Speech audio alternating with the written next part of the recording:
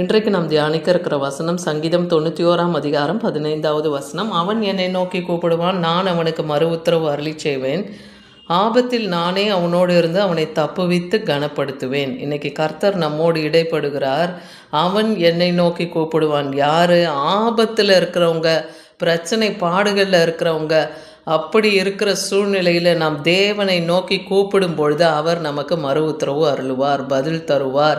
ஏன்னா நீங்கள் தேவனை கூப்பிடாமையே உங்கள் பிரச்சனைக்கு பதில் வரும்னு நினச்சா அது கிடைக்காது இல்லையா? அதுதான் இந்த வசனத்தினால இன்றைக்கி நம்மோடு இடைப்படுகிறார். அதனால் கர்த்தரை நோக்கி கூப்பிட பழகுங்க.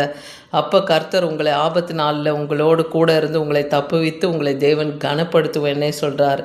ஏன்னா எரேமியா 33 அதிகாரம் 3 வசனம் அதான் சொல்லுது, என்னை நோக்கி கூப்பிடு, அப்பொழுது நான் உனக்கு அறியாததும் எட்டாததுமான பெரிய காரியங்களை உனக்கு அறிவிப்பேன். ஏன்னா உங்கள் பிரச்சனைக்கான காரியத்தின் முடிவோ அதனுடைய காரியத்தின் நிலையோ உங்களுக்கு அறியாமல் இருக்கலாம். ஆனால் தேவனிடத்தில் நீங்கள் கேட்கும்போது உங்களுக்கு என்ன பண்ணுவாராம்? நீங்கள் அறியாததும் உங்களுக்கு எட்டாததுமான பெரிய காரியங்களை உங்களுக்கு அறிவிப்பேன். அப்போ அந்த காரியத்துக்கான மூலக்கூறுகள் என்ன, அந்த பிரச்சனைக்கான முடிவு என்ன, அதை எப்படி மேற்கொள்ளணும், அதெல்லாம் நம்மளால் ஆராய முடியாது இல்லையா? அப்படிப்பட்ட காரியங்களை தேவன் ஆராய்ந்து அறிந்திருக்கிறார் அவர் நம்முடைய பிரச்சனை பாடுகளை. அதனால் அவர் நமக்கு அறிவுக்கு எட்டாத அந்த காரியங்களை, பெரிய காரியங்களை கூட நமக்கு அறிவிக்க அவர் வல்லமையுள்ளவராக இருக்கிறார். அதனால் இன்றைக்கி முதலாவது தேவனை நோக்கி கூப்பிட கற்றுக்கொள்ளுங்க. ஏசாயா 65:24 சொல்லுது, அப்பொழுது அவர்கள் கூப்பிடுவதற்கு முன்னே நான் மறு உத்தரவு கொடுப்பேன், அவர்கள் பேசும்போதே நான் கேட்பேன்னு சொல்கிறார். அப்போ எப்போ நீங்கள் தேவனை கூப்பிடுறீங்களோ அப்போ கர்த்தர் உங்களுக்கு என்ன பண்ணுவாராம்? மறு உத்தரவு கொடுப்பார். நீங்கள் பேசும்போதே நான் கேட்பேன்னு சொல்கிறார். ஏன்னா 2 பரிசுத்தவான்கள் பேசிக்கொள்ளும்போது கர்த்தர் அதை கேட்டு தனது ஞாபக புஸ்தகத்தில் எழுதி வைக்கிறாருன்னே வசனம் சொல்லுது. அதனால் என்னை தேடுகிற என் ஜனத்துக்கு நான் சாரோனை ஆட்டு தொழுவமாகவும் ஆகோரின் பள்ளத்தாக்கை மாட்டுக்கிடையாகவும் இருக்கும்னு சொல்கிறார். அப்படி தேவன் நம்முடைய காரியங்களை அவர் மாற்ற வல்லமை உள்ளவர். சாரோனின் ஆட்டு தொழுவத்தை போல மாற்றுவாராம், ஆகோரின் பள்ளத்தாக்க மாட்டுக்கிடையாக மாற்றுவார். அப்படிப்பட்ட மந்தைகளை தேவன் நமக்கு மந்தை வைக்கிற இடத்த போல நமக்கு தர அவர் வல்லமையுள்ள தேவனாக இருக்கிறார். சங்கீதம் 50:15 சொல்லுது, ஆபத்து காலத்தில் என்னை நோக்கி கூப்பிடு. தாவீது அதுதான் அவருடைய நெருக்கத்திலெல்லாம் கர்த்தரை நோக்கி கூப்பிட்டார். நெருக்கம் என்பது என்ன? அவருக்கு ஒரு ஜீவனுக்கு ஏற்படுகிற போராட்டம். அப்படிப்பட்ட ஆபத்தான நாட்களில் காலத்தில் தேவனை நோக்கி அவர் கூப்பிடுறாரு இல்லையா? அதுதான் சொல்கிறார், ஆபத்து காலத்தில் என்னை நோக்கி கூப்பிடுன்னு கர்த்தர் சொல்கிறத பார்க்குறோம். நான் உன்னை விடுவிப்பேன், நீ என்னை மகிமைப்படுத்துவாய். அப்போ கர்த்தர் நம்ம ஒரு பிரச்சனை பாடுகளிலிருந்து தேவன் விடுதலையாக்கும் போது தேவனுடைய நாமத்தை நாம் உயர்த்தணும். இன்றைக்கும் தேவனுடைய நாமம் நம் மூலமாக மகிமைப்படணும். கர்த்தர் நம்மோடு கூட இருந்து செய்கிற பலத்த கிரியையினாலே தேவன் நாமம் மாத்திரமே மகிமைப்படணும். சங்கீதம் 138:9 பார்க்குறோம், நான் துன்பத்தின் நடுவில் நடந்தாலும் நீர் என்னை உயிர்ப்பிப்பீர், என் சத்துருக்களின் கோபத்துக்கு விரோதமாய் உமது கையை நீட்டுவீர், உமது வலது கரம் என்னை ரட்சிக்கும். தாவீது இப்படி தான் நம்பினார். துன்பத்தின் நடுவிலெல்லாம் நான் நடந்தனாலும் நீங்கள் என்னை உயிர்ப்பிப்பீர், இந்த ஜீவனுள்ள தேசத்தை காண செய்வீர், அவர்களுடைய கோபத்துக்கு விரோதமாய் உம்முடைய கையை நீ நீட்டுவீர், உமது வலது கரம் என்னை ரட்சிக்கும் கர்த்தாவேன்னு சொல்லி தேவனை நோக்கி அவர் விண்ணப்பம் செய்ய கற்றுக்கொண்டார். அதனால தான் தாவீதை கர்த்தர் எல்லா ஆபத்துகளுக்கும் எல்லா நாச மோசங்களுக்கும் அவரை விலக்கி பாதுகாத்தார்னு பார்க்குறோம். யோவான் 12:26 பார்க்குறோம், ஒருவன் எனக்கு ஊழியம் செய்கிறவன் ஆனால். அடுத்து தேவன் யாருடைய ஜபத்தை கேட்குறாரு, யாருக்கு விடுதலையை தருகிறாருன்னு பார்க்கும்போது, கர்த்தருடைய ஊழியத்தை செய்தால் என்னை பின்பற்ற கடவன். அதாவது கர்த்தருடைய ஊழியத்தை செய்கிறவங்க கர்த்தரை பின்பற்றாங்க இல்லையா? நான் எங்கே இருக்கிறேனோ அங்கே என் ஊழியக்காரனும் இருப்பான்னு சொல்கிறார். ஒருவன் எனக்கு ஊழியம் செய்தால் அவனை பிதாவானவர் கனம் பண்ணுவார்னே வேதவசனம் சொல்லுது. அப்போ இன்றைக்கி ஊழியத்தை செய்தால் குமாரன் எங்கே இருக்கிறார்? பிதாவாகிய தேவனுடைய வலது பாரத்தில் அவர் வீற்றிருக்கிறது போல இன்றைக்கி ஊழியத்தை செய்கிறவர்களுக்கு தேவன் கொடுக்குற ஒரு அங்கீகாரம் என்ன? நான் எங்கேயோ அங்கே நீங்களும் இருப்பீங்கன்ற ஒரு உத்தரவாதத்தை தராரு. அதனால் ஊழியம் செய்கிறவர்களே பிதாவாகிய தேவன் கனம் பண்ணுவாராம். பார்த்தீங்களா? குமாரனை நீங்கள் கனம் பண்ணிங்கன்னா பிதாவாகிய தேவன் உங்களை கனம் பண்ணுவார். ஏன்னா பிதாவுக்கு செலுத்த வேண்டிய கனத்தை, குமாரனுக்கு செலுத்த வேண்டிய கனத்தை, பரிசுத்த ஆவியானவருக்கு செலுத்த வேண்டிய கனத்தை நீங்கள் ஒரு நாளும் நீங்கள் செலுத்தணும்.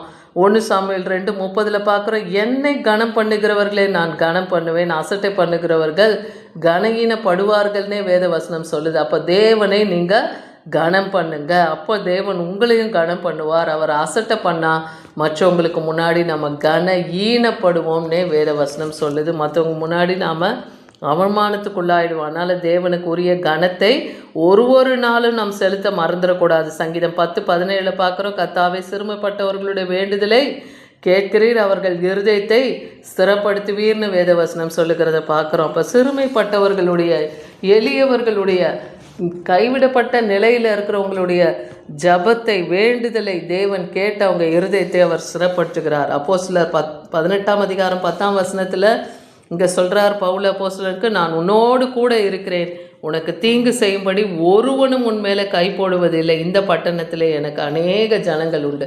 அப்போ கர்த்தருடைய ஜனங்கள் எங்கெல்லாம் இருக்காங்களோ அங்கே கர்த்தருடைய கிருபை இறக்கம் இருக்குது இல்லையா? அதனால் அங்கே பவுலுக்கு தீங்கு வராதுன்னே தேவன் வாக்கு பண்ணுறாரு. அதனால் ஒருத்தரும் உன் மேலே கை போட மாட்டாங்க. ஏன்னா நீ சுவிசேஷம் அறிவிக்கிற தேவனுடைய ஊழியத்தை செய்து வருகிறதுனால நான் உன் கூட இருப்பேன், உன் மேலே ஒருவரும் கை போட மாட்டாங்கன்னே வேதவசனம் சொல்லுது. கர்த்தர் சொல்லுகிறதையும் பார்க்குறோம்.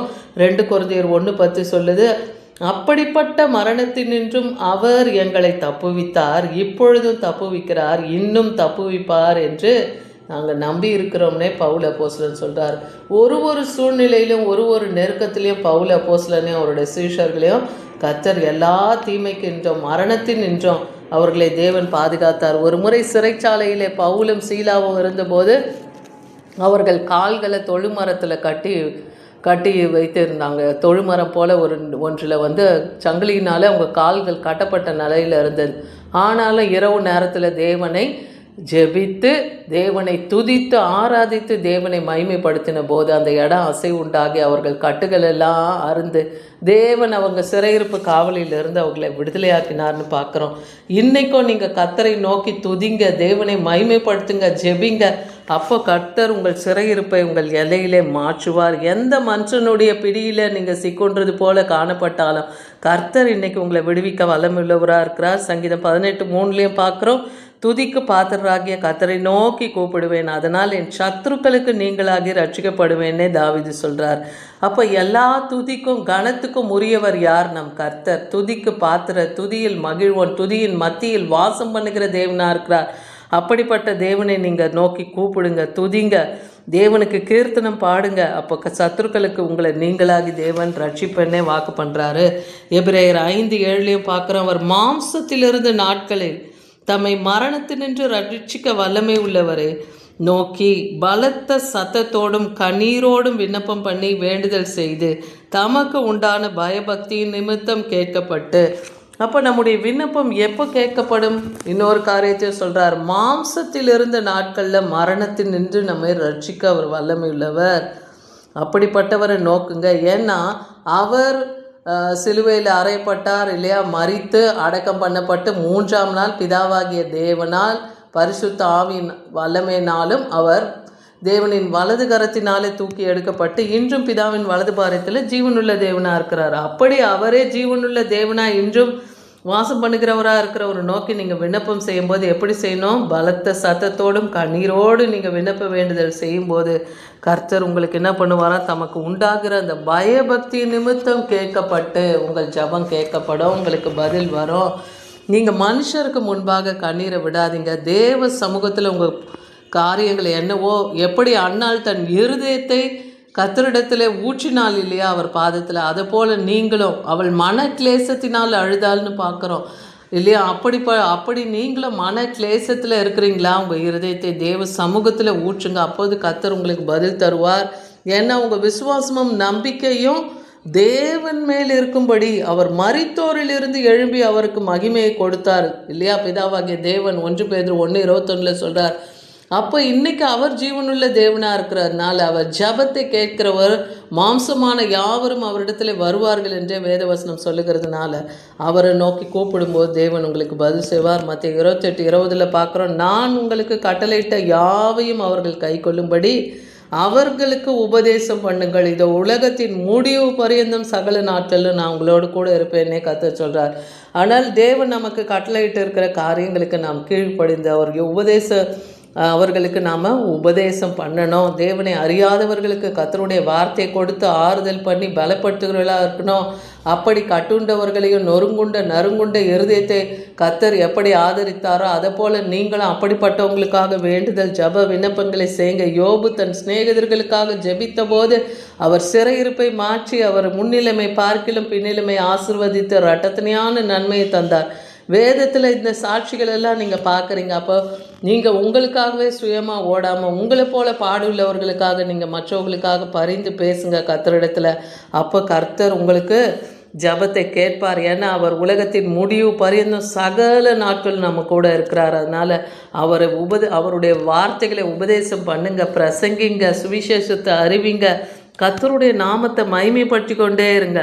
1 பேதுரு 5:4 சொல்லுது, அப்படி செய்தால் பிரதான மேய்ப்பர் வெளிப்படும் போது மகிமையுள்ள வாடா கிரீடத்தை தருவார். அப்போ கர்த்தருக்கென்று ஊழியம் செய்து அவர் நாமத்தை நீங்கள் மகிமைப்படுத்தி வந்தீங்கன்னா பிரதான மேய்ப்பனாகிய நம் கர்த்தர் வெளிப்படும் அந்த நாளிலே நமக்கு வாடாத கிரீடம், ஜீவ கிரீடம், எத்தனையோ கிரீடத்தை வேதத்தில் பார்க்குறோம், வைத்திருக்கிறார் நமக்காக. நீங்கள் செய்கிற நற்கிரியைகளுக்கு தக்க கிரீடத்தை தேவன் அன்னைக்கு அவர் சூட்டுவார்.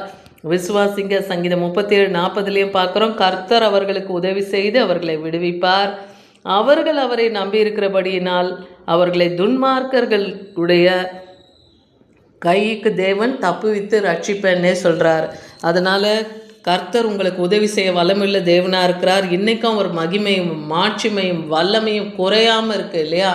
இன்றைக்கும் நீங்கள் தேவனை நோக்கி கூப்பிட்டீங்கன்னா உங்களுக்கு இறங்கி கிரியை செய்ய அவர் வல்லமில்லை. அதனால் அவரை மாத்திரம் நம்புங்க.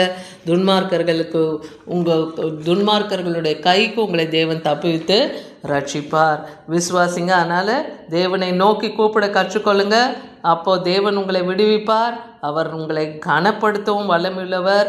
உங்களை தப்புவித்து உங்களை கனப்படுத்துவேன்னு இன்றைக்கி சொன்னது போல் தேவன் உங்களை கனப்படுத்துவார். ஆமென்.